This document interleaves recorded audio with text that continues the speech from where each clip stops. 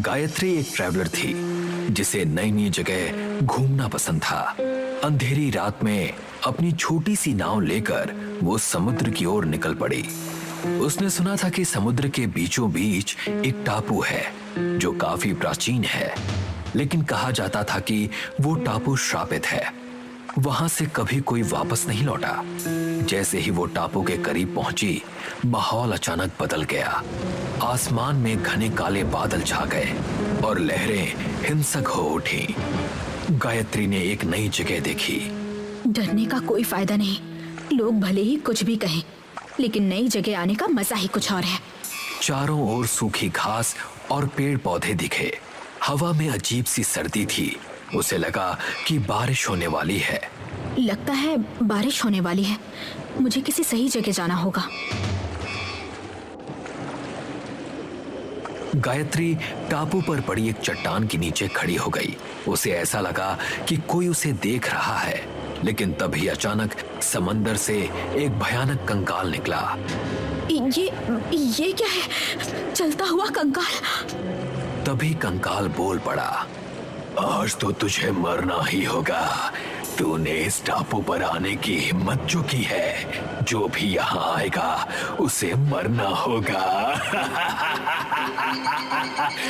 कंकाल ने अपने नुकीले नाखून गायत्री के गले में गड़ाए और गायत्री की चीख निकल गई। टापू पर फिर सन्नाटा छा गया। 2 दिनों बाद घने जंगल और सुनसान रास्तों के बीच एक पुरानी कार आगे बढ़ रही थी। उसमें बैठे देव, रानी और चंदू के चेहरों पर चिंता साफ झलक रही थी। गायत्री को टापू पर अकेले नहीं जाना चाहिए था। मैंने उसे कितनी बार मना किया था। तुम जानती हो गायत्री जिद्दी है, किसी की कहाँ सुनती है। लेकिन हमें तो पता है ना कि उस टापू के बारे में क्या कहते हैं। कुछ नहीं कहते हैं यार, खामखा बातें करते हैं लोग। तुम्हें तो पता है गायत्री नई जगह जाती है तो वहीं कैंप लगाकर रहती है। अगर उसके घर वालों ने नहीं कहा होता तो हम लोग जाते भी नहीं, वो खुद ब खुद आ जाती 2 दिनों में। भाई की शादी है, लेकिन नहीं, बहन को इस समय भी नई नई जगह जाना है। क्या कहा जाए। हाँ ये तो है। घर वालों ने कहा है तो लेकर आते हैं। सही कह रहे हो, लेकिन ये रास्ता भी कितना अजीब है ना। अरे रानी, डरना बंद करो, ये सब तुम्हारे मन का वहम है। तभी तीनों समंदर के किनारे आए और कार से उतरकर समंदर की तरफ जाने लगे, लेकिन एक आवाज ने तीनों को आगे बढ़ने से रोक दिया। रुक जाओ, आगे मत जाओ। क्या हुआ? सर, मेरा नाम तृप्ति है, मैं यहाँ की गाइड हूँ। आप ये इलाका देखने आए हैं? नहीं, दरअसल हमें काले टापू पर जाना है। वहाँ हमारी दोस्त गई है और 2 दिन से वापस नहीं आई है। वो ट्रैवलर है, उसे घूमने का बड़ा शौक है। हम उसे ढूंढने जा रहे हैं। काले टापू का नाम सुनकर तृप्ति गाइड डर गई। काला टापू? नहीं, वहाँ मत जाइए, वरना आप भी अपनी दोस्त की तरह वापस नहीं आएंगे। कहते हैं उस टापू को समुद्री देव का श्राप मिला हुआ है, जिस श्राप से उस टापू के लोग कई सालों पहले कंकाल में तब्दील हो गए थे और उसी समंदर में समा गए थे। वहाँ मत जाइए। नहीं तृप्ति, देखो, सुनी सुनाई बातों पर हमें यकीन नहीं है। आप हमें जाने दीजिए। हमें हमारे दोस्त के लिए जाना होगा। उसके घर वालों को भी उसकी काफी चिंता हो रही है। हाँ, हमें जाना ही होगा। ठीक है, तुम जाना चाहते हो तो जाओ, अब भगवान ही तुम्हारी रक्षा करेंगे। लेकिन एक बात ध्यान में रखना, अगर वहाँ कंकाल हुए तो कहते हैं कि उन्हें खत्म करने का राज टापू पर ही कहीं है। टापू पर एक तलवार है, कहते हैं वो तलवार किसी सिद्ध पुरुष के अस्थियों से बनी हुई है। सालों पहले एक योद्धा उन शैतानी कंकालों को मारने गया था। वो तो वापस नहीं आया, लेकिन उसकी तलवार वहीं कहीं है। ऐसी बातें करके डराओ मत। देखो, हम पहले से ही बहुत परेशान हैं। हमें हमारे दोस्त को ढूंढने जाना है। देव, रानी और चंदू नाव में बैठकर गायत्री की तलाश में समंदर में निकले। शुरुआत में सब कुछ शांत था, लेकिन थोड़ी ही देर में माहौल बदलने लगा। आसमान में घले काने बादल छा गए। बिजली की गड़गड़ाहट और अंधेरा चारों ओर डर फैला रहा था। ये मौसम अचानक इतना भयानक क्यों हो गया? अब तो हमें कोई जमीन तक दिखाई नहीं दे रही है। अरे वो रही, वहाँ जमीन दिख रही है। जल्दी नाव को वहाँ उस तरफ ले चलो। हमें जल्दी से किनारे तक पहुँचना होगा। किसी तरह तीनों पास के एक टापू पर पहुँचे, लेकिन वहाँ का सन्नाटा और अजीब सी ठंड ने उनकी बेचैनी बढ़ा दी। क्या हम सही जगह पहुंचे हैं? पता नहीं। देव, क्या कहते हो? मुझे लगता है हमें आगे चलकर देखना चाहिए। गायत्री यहीं कहीं होगी। तीनों आगे बढ़े तो अचानक झाड़ियों से एक भयानक कंकाल प्रकट हुआ। उसकी खाली आंखों से लाल चमक निकल रही थी। उसकी चाल डरावनी थी। ये क्या है? भागो! छोड़ दो मुझे! छोड़ दो मुझे! देव! चंदू! कंकाल ने अपनी भयानक ताकत से रानी की गर्दन को पकड़कर एक झटके में मरोड़ दिया। उसकी चीख हवा में गूंजकर गायब हो गई। रानी! रानी की लाश जमीन पर गिर गई और कंकाल ने अपनी भयानक हंसी से जंगल को और डरावना बना दिया। देव और चंदू खौफ में वहां से भागने लगे। टापू अब हर कदम पर डर और खौफ से भरा हुआ था। देव, ये क्या था? वो सच में एक कंकाल था? हाँ, मुझे यकीन हो गया है। ये टापू शापित है। गायत्री को भी शायद इसी कंकाल ने मारा होगा। हमें यहाँ से भाग जाना चाहिए। ये जगह मौत का जाल है। दोनों को तृप्ति गाइड की बात याद आ गई। हम यहाँ से ऐसे नहीं निकल सकते। ये मत भूलो कि अब हम कंकालों के टापू पर फंस चुके हैं। देव, हमने यहाँ आकर गलती की है। लगता है हमारा भी हाल अब गायत्री और रानी की तरह होगा। चंदू, तुझे याद है उस तृप्ति गाइड ने क्या कहा था कि समंदर के इसी टापू पर कहीं वो तलवार है जिससे कंकाल का खात्मा हो सकता है। हमें वो तलवार ढूंढनी होगी। इतने बड़े टापू पर वो तलवार कहाँ ढूंढे? दोनों के कदम धीरे धीरे आगे बढ़ रहे थे। घने जंगल में हर झाड़ी के पीछे खतरे का आभास हो रहा था। देव, अगर वो कंकाल फिर से आ गया तो हम उसे रोकेंगे, पर सबसे पहले उस तलवार को ढूंढना जरूरी है। दोनों आगे चले जा रहे थे। घने अंधेरे और सन्नाटे के बीच देव और चंदू की सांसें तेज हो रही थीं।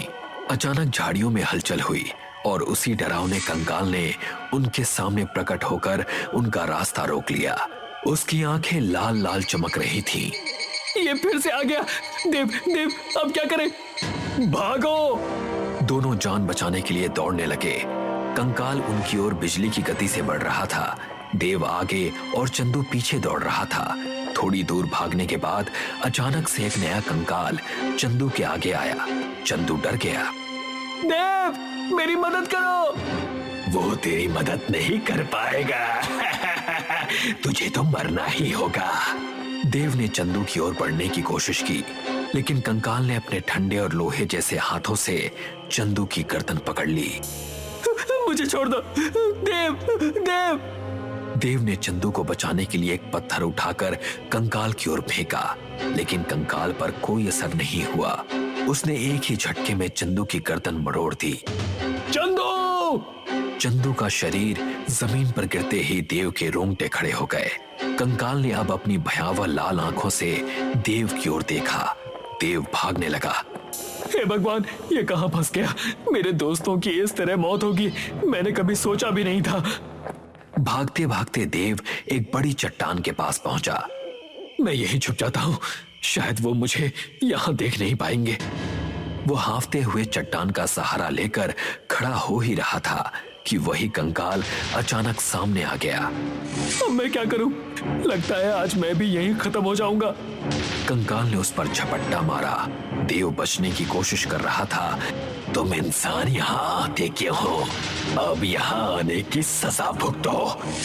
तभी देव का हाथ चट्टान के पास जमीन पर गिरा तो उसे लोहे सा कुछ महसूस हुआ। ये तलवार! देव ने बिना सोचे तलवार उठाई और कंकाल के सीने पर पूरी ताकत से वार कर दिया और वो राख में तब्दील हो गया। देव इसके बाद समंदर की ओर जाने लगा। मैं अपने दोस्तों को बचा नहीं पाया। मुझे इस जगह आना ही नहीं चाहिए था। कंकाल का आतंक खत्म हो चुका था, लेकिन देव की आंखों में गहरे शोक और दर्द के निशान थे। कनाडा में न्यू फाउंडलैंड द्वीप है, जो मछली उत्पादन का एक बड़ा केंद्र है। अमेरिका, कनाडा और यूरोप के बड़े बड़े मछली व्यापारी वहाँ बड़े पैमाने पर मछलियाँ पकड़ते हैं। वहाँ डैनियल, टॉम और सैमुअल नाम के 3 दोस्त स्टारफिश नाम से कंपनी चलाते थे। जो दुनिया भर में मछलियां सप्लाई करती थी। डैनियल अमरीकी था, टॉम कनाडा का और सैमुअल फ्रांस से था। इस महीने हमारी कंपनी ने $10 मिलियन का कारोबार किया है। पार्टी के साथ साथ एक लंबी छुट्टी भी बनती है। ठीक है, बहुत दिनों से हम लोग अपने घर भी नहीं गए हैं। मेरी पत्नी तो कहती है कि मुझे किसी मछली से ही शादी कर लेनी चाहिए। शादी के बाद मैं उसे बहुत कम टाइम दे पाया हूँ। हम लोग 2 महीने की छुट्टी पर चले जाते हैं। काम मैनेजर संभाल लेगा। पैसे कमाने के साथ जिंदगी जीना भी जरूरी है। मेरा वजन भी काफी बढ़ गया है। घर जाकर थोड़ी कसरत करूंगा। डैनियल ने एक ही बार में अपनी पूरी ड्रिंक पी डाली। उसके गले में कुछ अटक गया।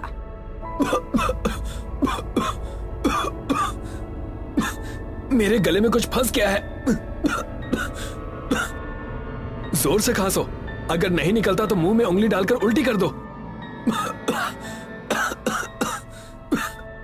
डैनियल को उल्टी करनी पड़ी। उसके गले से एक लंबी बड़ी मछली की हड्डी निकली। ड्रिंक में ये हड्डी कैसे आ गई? तुम दोनों अपनी ड्रिंक चेक करो। टॉम और सैमुअल के ग्लास में हड्डी मौजूद थी। हमारे ग्लास में भी है।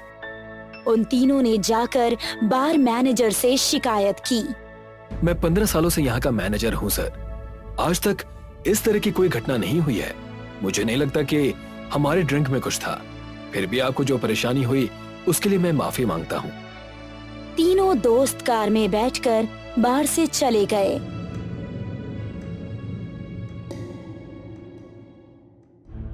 अगले दिन डैनियल सॉल्ट लेक सिटी में अपने घर पहुंचा। कैसी हो सैंडा? तुम आ गए हो? अब ठीक हूँ। वेल, कॉलेज में तुम्हारी फ्रेशर पार्टी कैसी रही? बहुत मजा आया डैड। मैंने अपने से सीनियर लड़कियों के साथ डांस भी किया। मैं आपको अपने फ्रेशर पार्टी की वीडियोस दिखाऊंगा। मैंने भी बड़ी बड़ी मछलियां पकड़ने की वीडियोस बनाई हैं। चलो साथ में देखेंगे।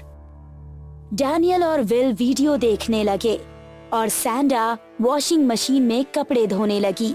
अचानक वॉशिंग मशीन से एक भयानक हाथ निकला और उसने सैंडा का हाथ पकड़ लिया।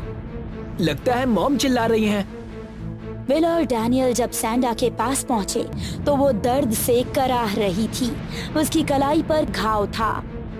क्या कोई चीज तुम्हारे हाथ पर गिर पड़ी? वॉशिंग मशीन के अंदर कोई भयानक जलीय जीव है। उसने ही मेरा हाथ पकड़ा था।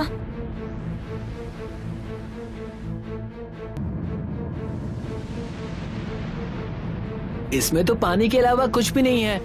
क्या ये हो सकता है कि कोई बाहर से आकर वॉशिंग मशीन में बैठ गया हो और फिर भाग गया हो? नहीं, ऐसा नहीं है। इसमें से निकला कोई भी नहीं है। वो हाथ मशीन के अंदर ही घुस गया था। ज्यादा गहरा घाव नहीं है।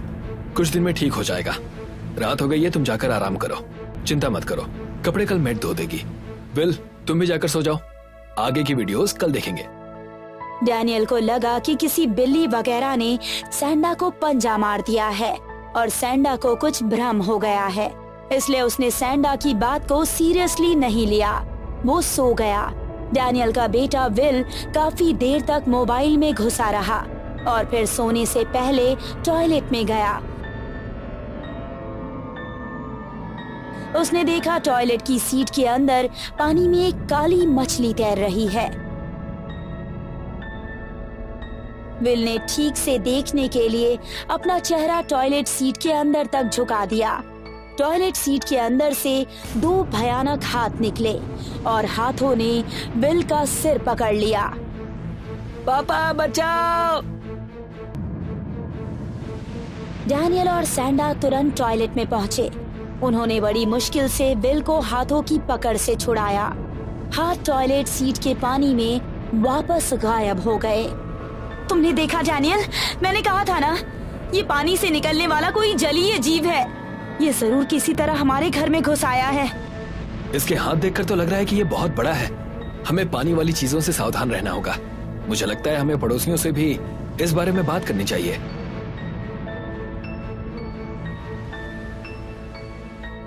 डैनियल ने अपने पड़ोसियों से जलीय जीव के बारे में बात की। नहीं, हमारे घर तो इस तरह की कोई घटना नहीं हो रही। तुम तो बड़ी बड़ी मछलियां पकड़ते हो ना, तो उस जलीय जीव को भी पकड़ लो। तुम्हारे लिए कौन सी बड़ी बात है? उधर टॉम और उसकी पत्नी अपनी बूढ़ी माँ का 100वां जन्मदिन मनाने की तैयारी में लगे हुए थे। सारा सामान आ गया है, सिर्फ केक रह गया है। तुम लेकर आओगी या फिर मैं लेकर आऊं? मैं घर की सजावट कर रही हूँ, तुम जाकर ले आओ। बड़ा वाला केक लाना, तुम्हारी मॉम को केक बहुत पसंद है। 2-3 पाउंड तो वो अकेले ही खा जाएंगी। टॉम को केक लाते हुए देर हो गई, अंधेरा हो गया था। टॉम की कार एक झील के पास से गुजर रही थी। टॉम की नजर झील पर गई। झील में एक आकृति खड़ी थी जो उसे बुला रही थी। टॉम उसे इग्नोर नहीं कर पाया। उसने कार रोकी और झील के किनारे गया। झील के बीचों बीच खड़ी आकृति झील के अंदर घुस गई। वो अजीब सी दिखने वाली चीज कहाँ चली गई? अचानक झील से एक भयानक जलीय जीव निकला जो एक आदमी के जैसा लग रहा था। टॉम उसे देखकर इतनी बुरी तरह घबरा गया कि उसकी चीख भी नहीं निकली। जलीय जीव टॉम को खींचकर झील में ले गया। टॉम की आंख खुली तो उसने खुद को अपने कमरे में पाया। मुझे क्या हुआ था? तुम झील के किनारे बेहोश पड़े मिले थे। एक आदमी तुम्हें और कार को यहाँ तक लाकर पहुँचा गया। मैंने झील में कुछ अजीब सी चीज देखी थी। आदमी जैसा चलचर, मतलब उसे एक्वामैन कह सकते हैं। तुम्हें कार से उतरकर झील की तरफ नहीं जाना चाहिए था। रात के 2 बज गए हैं। केक काटने का टाइम तो निकल गया, लेकिन हमने केक नहीं काटा। हम तुम्हारे होश में आने का इंतजार कर रहे थे।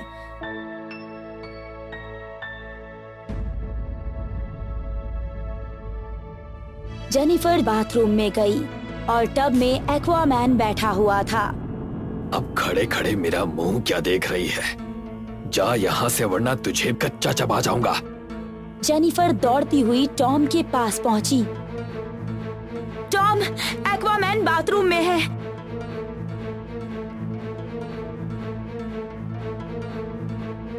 टॉम जब तक बाथरूम में पहुंचा, एक्वामैन गायब हो चुका था। उधर सैमुअल स्पेन में अब घूमने गया हुआ था। उसे एक बहुत ही सुंदर एक्वेरियम दिखा। ये एक्वेरियम बहुत खूबसूरत है। इसकी कीमत कितनी है? इसकी कीमत $20,000 है सर। इसमें नॉर्थ अटलांटिक ओशन की सबसे खूबसूरत मछलियां पड़ी हुई हैं। दरअसल मैं फ्रांस में रहता हूँ। क्या ये मेरे घर पहुँच जाएगा? क्यों नहीं सर, फ्रांस तो बहुत पास है। हमने तो अमेरिका तक अपने प्रोडक्ट्स डिलीवर किए हैं। आप अपना एड्रेस बता दीजिए और पेमेंट कर दीजिए। सैमुअल ने फोन करके अपनी पत्नी को बताया। कैरोल, मैंने यहाँ एक एक्वेरियम खरीदा है। शायद मेरे घर आने से पहले ही वो वहाँ पहुँच जाए। तुम रिसीव कर लेना। कुछ दिनों में एक्वेरियम सैमुअल के घर पहुँच गया। कैरोल ने उसे अपने बेडरूम में ही रखवा लिया। मैं घर में बहुत अकेला महसूस करती हूँ सैमुअल। एक्वेरियम आ गया, अब तुम भी आ जाओ। मैंने तो कहा था मेरे साथ चलो। खैर, मैं 2 दिन बाद पहुँच जाऊंगा। कैरोल जब रात में सो रही थी तो उसे अचानक धम धम की आवाज सुनाई दी। कमरे में अंधेरा था। कैरोल ने देखा एक्वेरियम के अंदर कोई बैठा हुआ है। कैरोल ने उठकर लाइट जलाई। एक्वेरियम में कोई नहीं था। वो काफी देर तक एक्वेरियम को घूरती रही और फिर सो गई। इस बार उसके मुंह पर पानी की छींटे गिरे तो उसकी नींद टूटी। कैरोल ने लाइट जलाकर देखा। उसके मुंह पर पानी नहीं, खून के छींटे थे। एक्वेरियम में एक्वामैन बैठा हुआ था। मुझे यहाँ से बाहर निकालो, वरना मैं मर जाऊंगा। जल्दी करो। कैरोल एक्वामैन को देखकर डर गई और उसने अपने बेडरूम को बंद करके पुलिस को फोन कर दिया। पुलिस बेडरूम में गई, लेकिन एक्वेरियम में कोई नहीं था। 2 दिन बाद सैमुअल घर पर पहुंचा तो कैरोल ने उसे सब कुछ बता दिया। पानी में मछली जैसा आदमी, मेरी तो कुछ समझ में नहीं आ रहा। इस एक्वेरियम में आदमी कैसे घुस जाएगा? उसी समय सैमुअल के पास टॉम का फोन आया। सैमुअल, क्या तुम्हारे घर भी कुछ अजीब सी घटनाएं हो रही हैं? जैसे पानी में रहने वाला कोई आदमी दिखता हो? हाँ, मेरी पत्नी बता रही थी, उसने कुछ देखा था। मैंने उस आदमी को एक्वामैन नाम दिया है। एक्वामैन डैनियल के परिवार को भी परेशान कर रहा है। मुझे लगता है हम तीनों के परिवारों को साथ साथ रहना चाहिए। ऐसा करते हैं कि छुट्टियां खत्म करते हैं और परिवारों के साथ न्यू फाउंडलैंड पहुंच जाते हैं। कारोबार भी देखेंगे और फैमिली को भी कुछ दिन वहीं रखेंगे। ठीक है, मैं आज ही निकलता हूँ। डैनियल, टॉम और सैमुअल तीनों के परिवार न्यू फाउंडलैंड द्वीप पर पहुंच गए। यह अपार्टमेंट बहुत बड़ा है। हम लोग कुछ दिन एक साथ यहीं पर रहेंगे। हम तीनों बोट पर जा रहे हैं। तब तक तुम लोग चाहो तो किटी पार्टी कर सकते हो। डैनियल, टॉम और सैमुअल जहाज पर पहुंचे। मैनेजर ने बताया कि पिछले हफ्ते सिर्फ 10 क्विंटल मछलियां पकड़ी गई हैं। इसीलिए आज हम समुद्र के बीचों बीच जाकर मछलियां पकड़ेंगे। वो ज्यादा आगे नहीं जा पाई और रास्ते में ही खराब हो गई। लगता है इंजन में कुछ खराबी आ गई है। मैं देख कर आता हूँ। अचानक फर्श की लकड़ी टूट गई और उसमें से एक्वामैन बाहर निकलने लगा। एक्वामैन मछली की तरह कूदकर सैमुअल तक पहुंच गया। सैमुअल जब चिल्लाया तो उसकी चीख सुनकर एक्वामैन फिर से जमीन में घुस गया। जहाज में चारों तरफ जाल डाल दो, वो जाल में फंस जाएगा। जहाज के चारों तरफ जाल डाला गया। करीब घंटे भर की मेहनत के बाद एक्वामैन जाल में फंस गया। कौन हो तुम और हमें क्यों परेशान कर रहे हो? एक्वामैन का चेहरा एक आदमी में बदल गया। ब्रैड, तुम? हाँ, मैं गोल्डन फिश कंपनी का मालिक। 5 साल पहले जब मेरी कंपनी ग्रोथ में तुम तीनों की कंपनी से आगे निकल गई थी तो तुमने मेरी एक बोट को अटलांटिक ओशन में डुबो दिया था। मैं उस बोट में मौजूद था। समुद्र के अंदर मेरी लाश गल गई और सड़ गई। मछलियां उसे खा गई। इसीलिए मेरी आत्मा ने तुम तीनों से बदला लेने के लिए इस भयानक रूप को धारण किया है। हमें माफ कर दो ब्रैड, हमें अपने किए पर बहुत पछतावा है। मैं तुम्हारा पीछा तभी छोड़ूंगा जब तुम मेरे परिवार को $50 मिलियन पहुंचा दोगे। मेरी फैमिली को इस समय पैसों की बहुत जरूरत है। डैनियल, टॉम और सैमुअल ने ब्रैड के परिवार को $50 मिलियन दिए। तब ब्रैड की आत्मा को शांति मिली और वो हमेशा के लिए गायब हो गई।